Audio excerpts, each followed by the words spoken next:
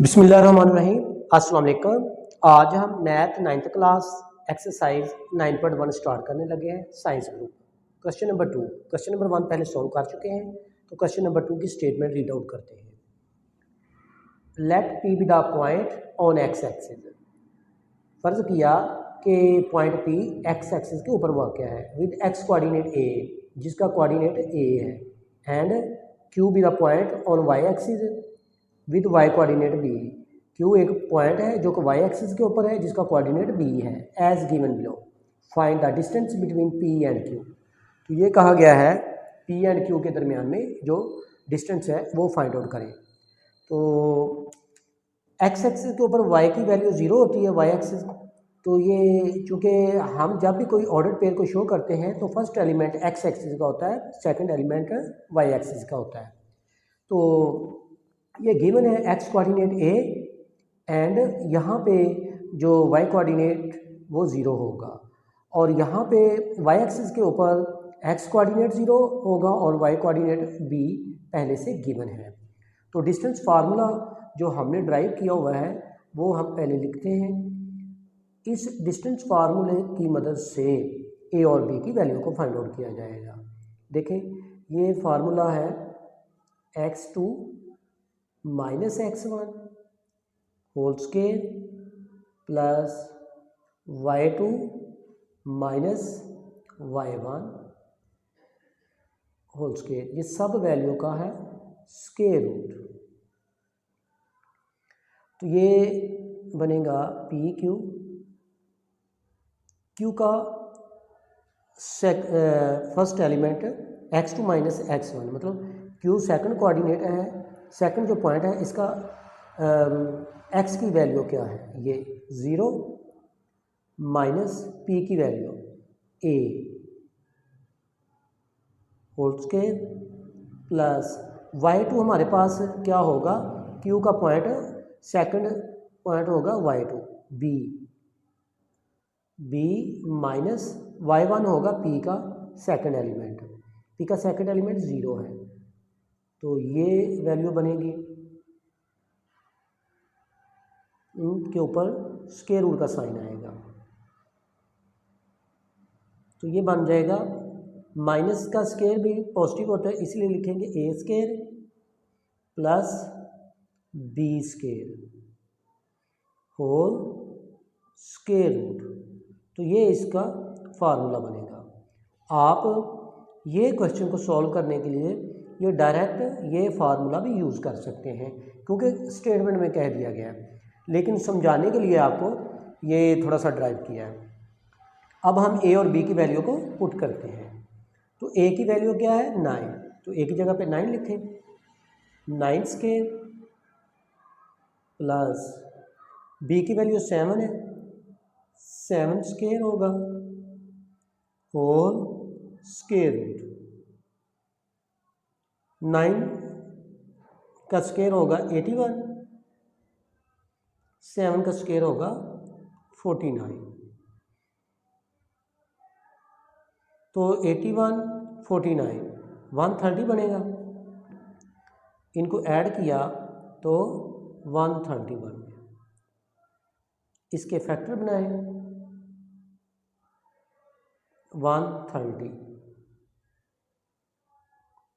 6 2 times 12, 5 2 times 10, 5 13, 5 times 65। चूँकि ये different आ रहे हैं लिहाजा यही इसका आंसर बनेगा।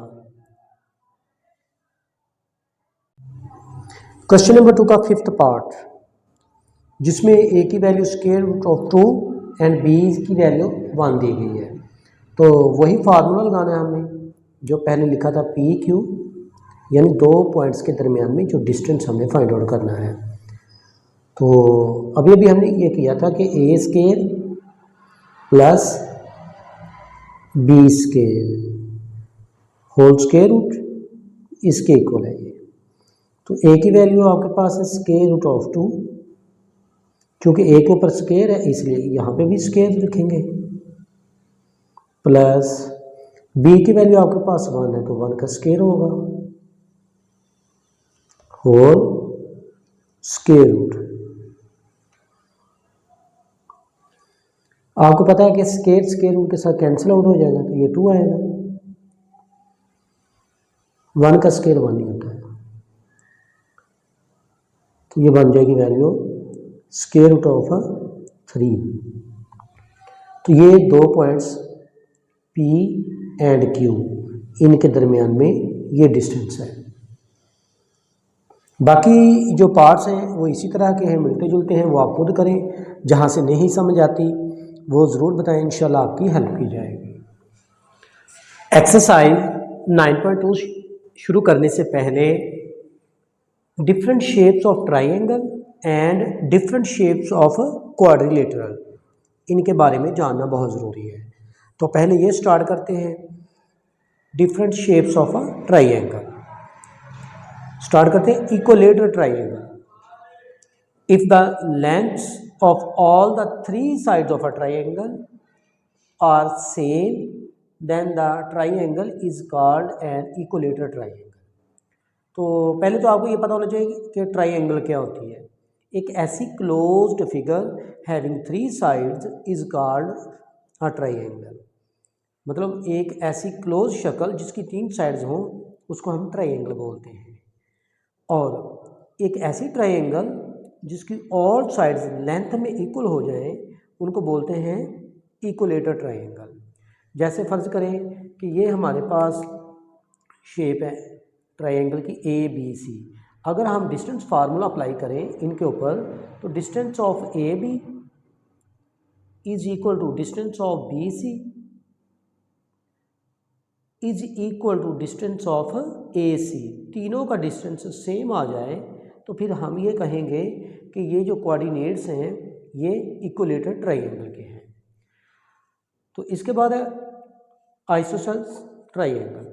N isosceles triangle is a triangle in which 2 of its sides are equal in length.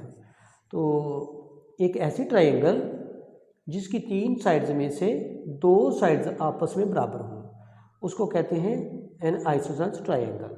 फर्ज करें कि ये हमारे पास एक ट्राइंगल है ABC।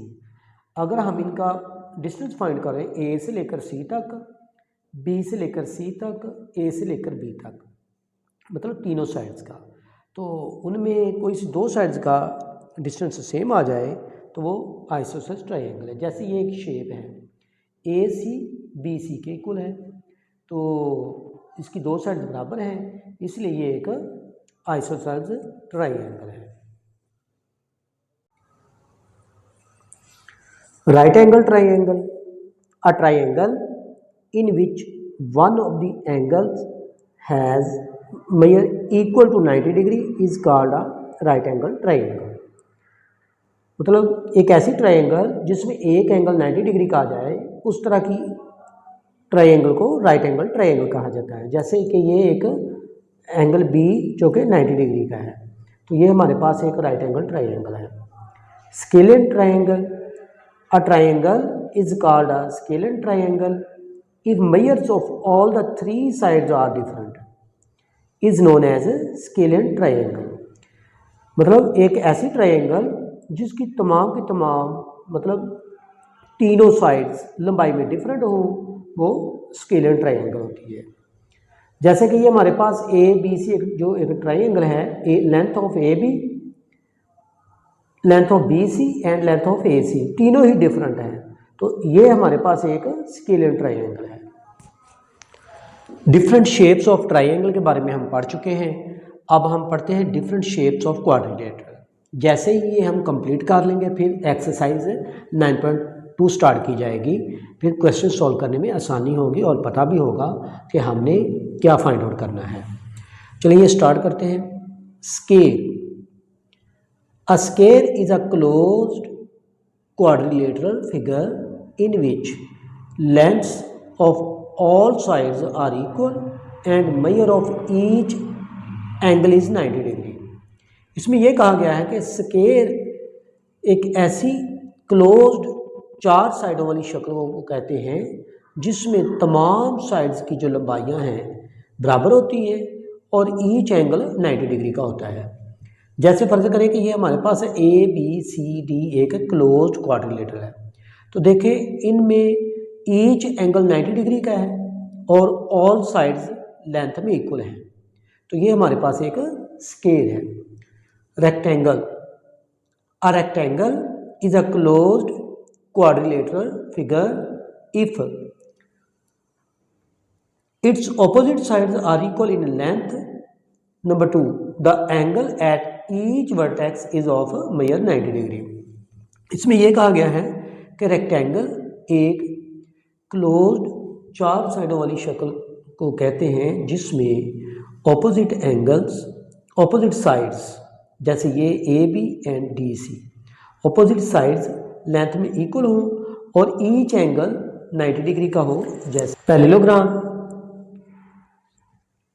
A figure formed by 4 non-collinear points in the plane is called a parallelogram if its opposite sides are of equal length. Number 2, its opposite sides are parallel.